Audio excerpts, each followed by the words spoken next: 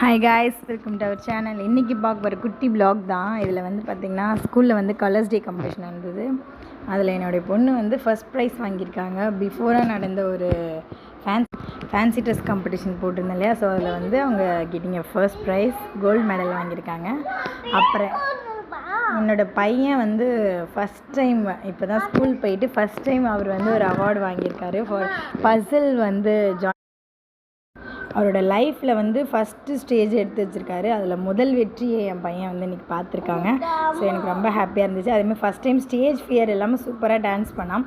சூப்பரானா ரொம்ப வண்டர்ஃபுல்லாக டான்ஸ், பயம் இல்லை, ஸ்டேஜ் ஃபியர் இல்லாமல் ஏதோ ஒன்று பண்ணால் இறங்கி நான் கூட இறங்கி ஓடி வந்து அழுவான்னு நினச்சேன். பட் எதுவுமே இல்லை, நல்லா ஏதோ அவனுக்கு இது என்ன தெரியுமோ அதை பர்ஃபார்ம் பண்ணால். ஃபஸ்ட்டு ஸ்டேஜில் ஏறுறதுக்கு ஒரு தைரியம், அது என் பையன்கிட்ட இருந்ததை பார்க்கும்போது எனக்கு ரொம்ப ஜாலியாக இருந்துச்சு.